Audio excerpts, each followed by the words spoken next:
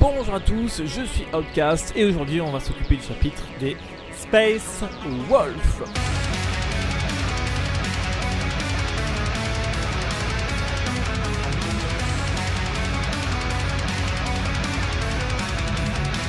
Les Space Wolf, leur règle de détachement, donc ils ont des restrictions, ils ne peuvent pas mélanger les chapitres dans leur armée comme toutes les armées Space Marine. Vélis, votre armée ne peut inclure aucune des unités suivantes: escouade tactique, escouade d'assaut à réacteur, escouade dévastateur, escouade d'état-major et l'apothicaire primaris, parce qu'ils ont leurs escouades à eux dédiées, comme les longs crocs quand on a la place des escouades dévastator.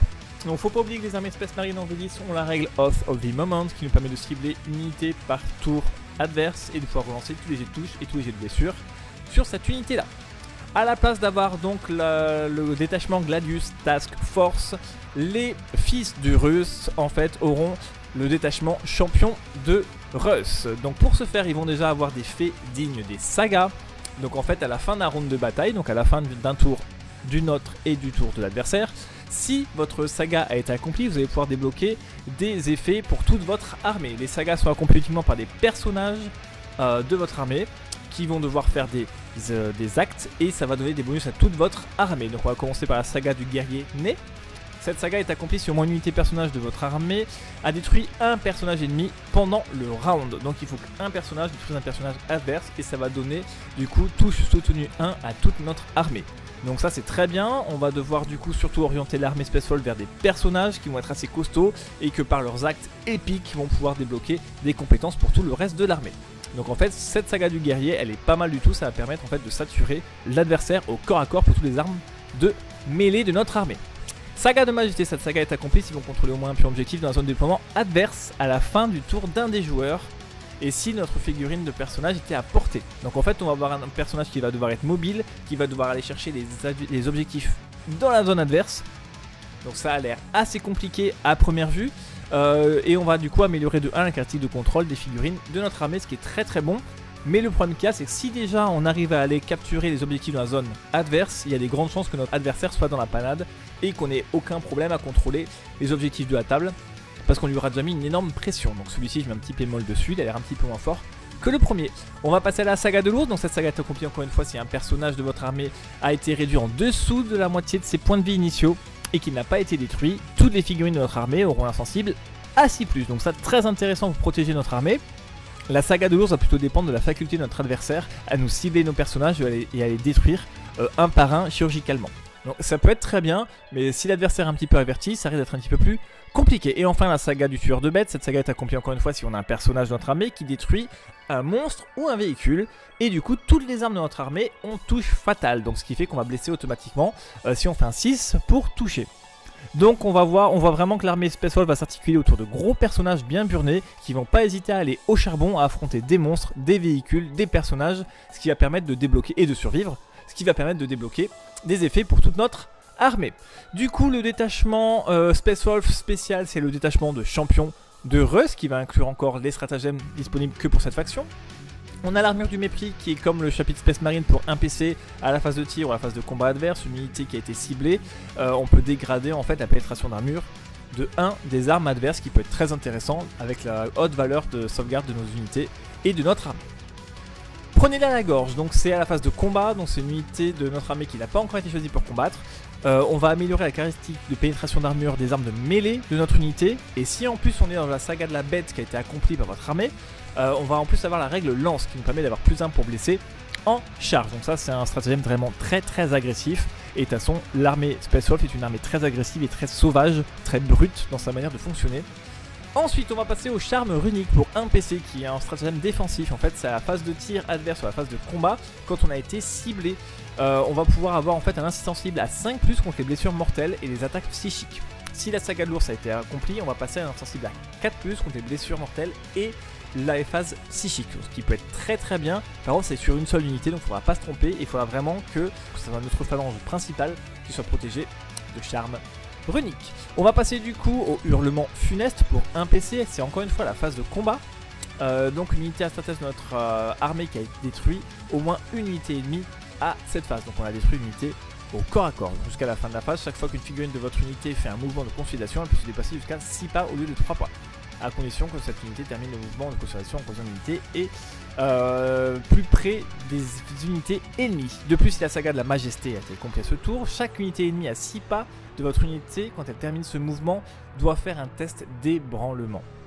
Donc ça peut être très très fort, ça va pouvoir permettre en fait de faire perdre en gros le super OP, mais donc c'est l'objectif, le CO, le contrôle d'objectif aux adversaires, ce qui est très très bon, en plus d'avoir un mouvement gratuit, enfin un mouvement supplémentaire de 3 pas pour aller chercher des objectifs et pour se propulser sur la map, un très très bon stratagème qui va permettre un petit peu de donner tout son charme aux Space Wolf et leur donner un petit peu de mouvement supplémentaire. Mais pour ça, il va falloir meuler grave du vilain. Fierté du guerrier, c'est le stratagème suivant pour 1 CP, c'est à la phase de commandement, donc ça c'est bien, ça va pouvoir nous permettre en fait de prévoir le tour. On ne joue pas en réaction comme beaucoup dans ce codex Space Wolf, mais on va pouvoir planifier un petit peu plus notre tour. Donc en fait c'est un personnage de notre armée, on choisit une saga qui n'a pas encore été accomplie par votre armée, et jusqu'à la fin du tour, les figurines de l'unité du personnage ont le bénéfice de la saga choisie, comme si elle avait été accomplie. Donc ça peut très bien se compacter justement avec le hurlement funeste qu'on a vu juste avant. Assaut implacable. À votre phase de mouvement, juste après qu'une unité de votre armée a fait un mouvement de retraite ou d'advance, ok, jusqu'à la fin du tour, votre unité est utilisée pour tirer, même si elle a battu en retraite ou avancer à cette phase. Si la saga du guerrier est accomplie par votre armée, jusqu'à la fin du tour, votre unité est utilisée pour déclarer une charge. C'est surtout ça qui est très intéressant, parce qu'on aura quelques unités de tir peut-être, mais on va surtout se propulser sur la table comme des gros bourrins et essayer de charger et de... C'est surtout intéressant, c'est la deuxième partie de ce stratagème qui est intéressant, parce qu'on va pouvoir faire des advances et charges, et nous on aime bien ça avec les Space Wolf, vu qu'en plus on n'a pas une mobilité folle et qu'on va devoir en plus amener des personnages dans les zones adverses. C'est les personnages qui vont devoir faire des actions héroïques pour débloquer des bonus à l'armée, donc pouvoir faire des charges après une advance, c'est très intéressant. Donc les stratagèmes sont, je dirais, ok, ils ont l'air un petit peu plus faibles que d'autres index. Le hurlement funeste à première vue m'a l'air très très puissant. Du coup on va passer dans les optimisations des Space Wolf. Donc on a la pénis de l'affreux loup. Donc c'est une figurine seulement. Au début de la phase de combat, chaque unité ennemie apportant l'encadrement du porteur fait un test d'ébranlement. Encore une fois, donc on voit que les Space Wolf vont beaucoup jouer sur l'ébranlement, sur la peur, sur le fait que l'adversaire va rater les jets de dés pour nous forcer en fait à devenir super OP entre guillemets, et du coup capturer les objectifs beaucoup plus facilement. Très intéressant, parce qu'au bout d'un moment l'adversaire, à force de lui faire un test, 2 tests, il va finir par les rater. La mort noire, donc c'est encore sur un personnage seulement. Les armes de mêlée du porteur, les aptitudes anti-monstre 4+, anti-véhicule 4+. Donc là où les Blood Angels devaient tabasser des monstres et des véhicules à la loyale, parce qu'ils n'avaient aucune compétence particulière pour ça, ou même leurs compétences ne ciblaient pas les monstres et les véhicules, les Space Wolf ont plusieurs entrées qui permettent de fracasser des monstres et des véhicules, ce qui est très intéressant. Donc contre certaines armées ça va être très fort, contre d'autres armées où il n'y a pas beaucoup de véhicules ou pas beaucoup de monstres, ça sera un petit peu inutile, un petit peu à double tranchant. Cependant, talisman de queue de loup, donc c'est encore sur un personnage, chaque fois qu'une attaque est allouée au porteur, ce serait un critique de dégâts. C'est très bien, surtout coupler ça à des armures grévisses où les personnages divisent déjà par 2 leurs dégâts, donc ils divisent par 2 et en plus on va soustraire 1 aux dégâts. On va avoir des personnages très burnés, et heureusement parce que l'armée Space Wolf repose sur ces personnages là. Et enfin l'arme de gifle, c'est encore pour un personnage. Les armes de mêlée du porteur ont une petite précision, et les caractéristiques de force et de pénétration d'armure de ces armes sont améliorées de 1. Donc plus 1 en force, plus 1 en pénétration d'armure, et on a donc précision. Donc c'est assez intéressant.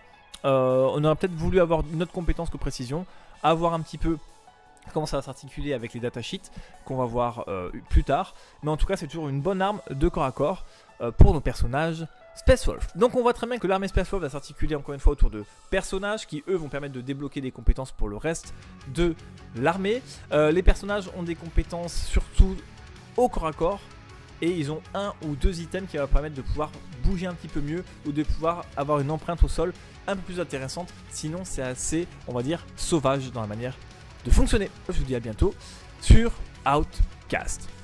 Ciao.